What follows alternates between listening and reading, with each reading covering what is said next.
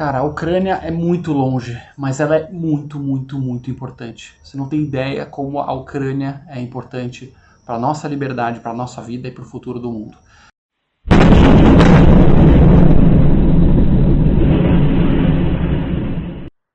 Fala aí, galera do Ranking, beleza? Não preciso nem falar das notícias, está todo mundo acompanhando a guerra na Ucrânia, a invasão da Rússia. Mas, como uma pessoa que estudou história a vida inteira, e faço alguns paralelos, seria importante a gente tentar voltar um pouco no tempo, porque a verdade é que hoje em dia tem muitas coisas em comum com a Europa nos anos 30. Desde a Segunda Guerra Mundial não tem uma guerra desse tamanho, dessa escala, e eu vou explicar um pouco o que aconteceu nos anos 30 para você fazer o paralelo. No ano de 1933, depois que você já tem o fascismo na Itália, subiu ao poder na Alemanha o nazismo.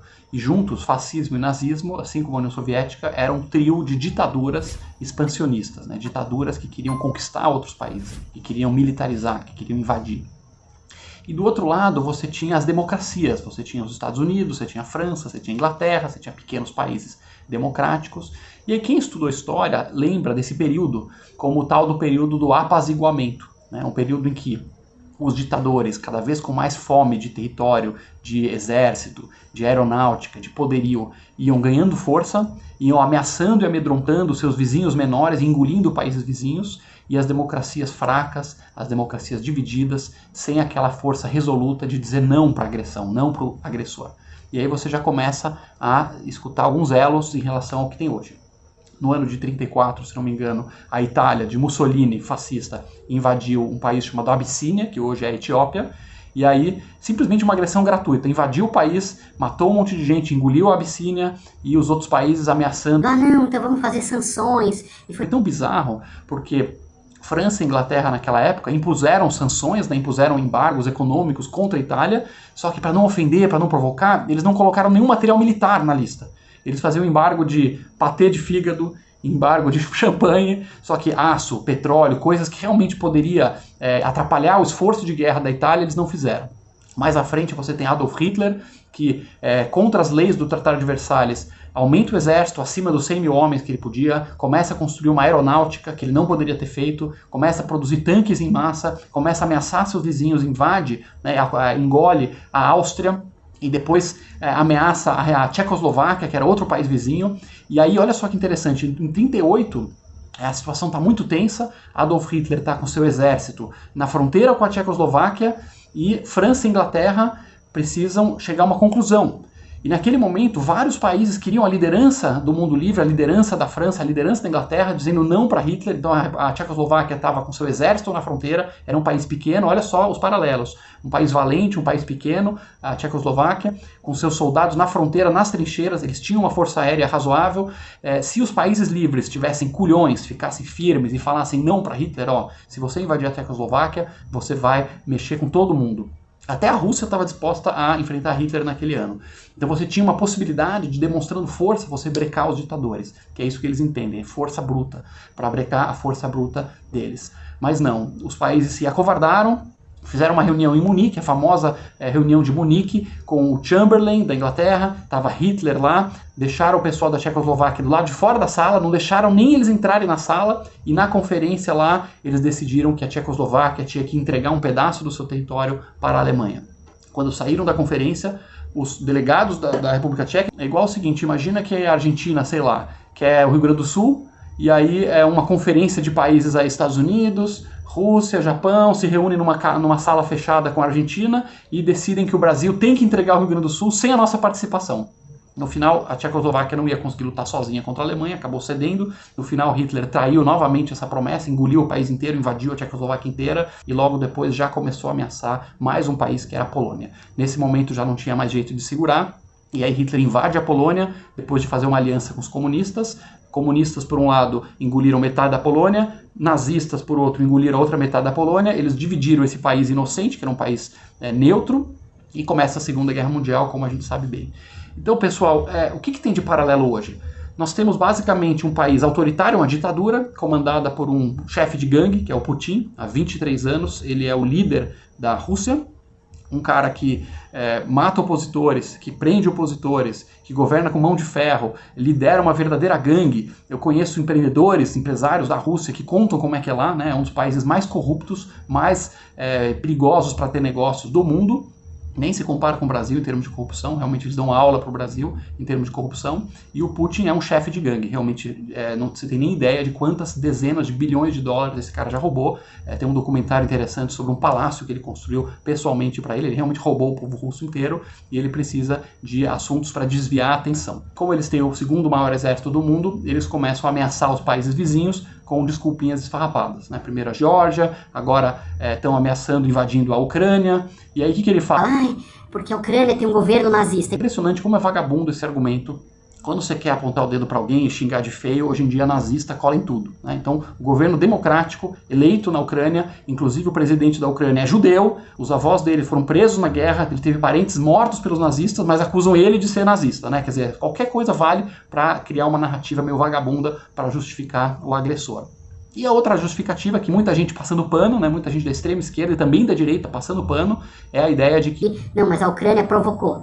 Mas a Ucrânia provocou a Rússia? Quer dizer, a Ucrânia, que é 1/20 do tamanho da Rússia, que tem um exército que é 1/5 do tamanho da Rússia, provocou a Rússia, não tem bomba atômica, não tem grandes armamentos. Como é que ela provocou a Rússia?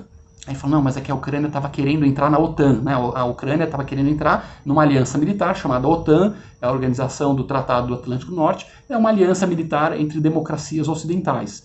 E aí você pergunta, caramba, mas essa é a tal da provocação, né? Você quer entrar num clube de países desenvolvidos, uma aliança, e aí fica a pergunta, porque se a Ucrânia ela era um país mais próximo da Rússia na época da União Soviética, se ela está mais interessada num outro grupo, e não na Rússia, que é um país autoritário, né? Se você estava lá, eu era amigo do autoritário na época da União Soviética. Eu me ferrei porque esse cara só me ferrou o tempo inteiro, né? A Ucrânia foi muito maltratada. Ela era invadida pela Rússia dos czares, depois ela foi invadida pelos nazistas, depois a União Soviética causou uma fome gigantesca, roubou toda a comida da Ucrânia. Mais de 7 milhões de ucranianos foram mortos de fome por causa das políticas comunistas da Rússia. Quer dizer, ela apanhou desse lado.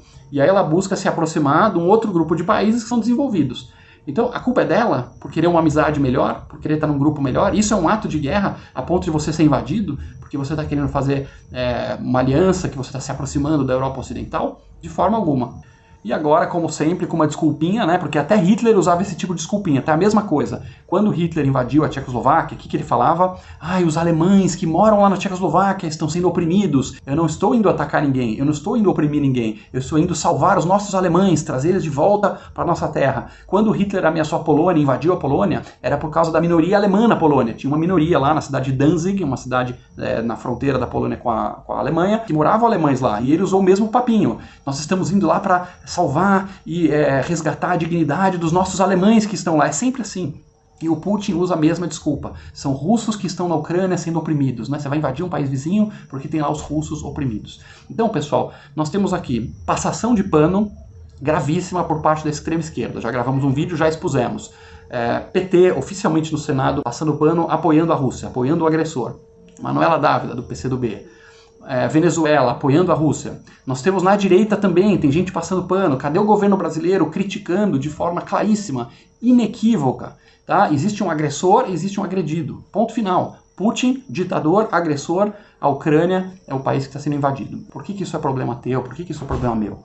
Porque no mundo existe a democracia ela está sempre em paz, não existe guerra entre duas democracias. Pode pesquisar aí, pode procurar no seu livro de história, nunca duas democracias foram a guerra na história, não existe. É sempre um ditador contra ditador ou ditador contra a democracia. Existe o lado da democracia e existe gangster, existem ditadores que gostam de fazer a guerra, de militarismo, de se armar para desviar a atenção do seu povo, ganhar força e ganhar fama. E a gente tem um caminho aqui como civilização. Felizmente, desde o final da Segunda Guerra Mundial, o número de conflitos abertos, armados entre dois países diminuiu muito. A guerra praticamente desapareceu, ela ainda tem aqui uma guerra civil, em alguns cantos do mundo tem, mas a intensidade dela, o número de mortos é muito menor e não são guerras entre dois países fortemente armados, são guerras diferentes. E mesmo assim o número de mortos é muito menor, por exemplo, do que morte por obesidade, morte em acidente de trânsito. Então isso é uma coisa boa, só que isso está ameaçado.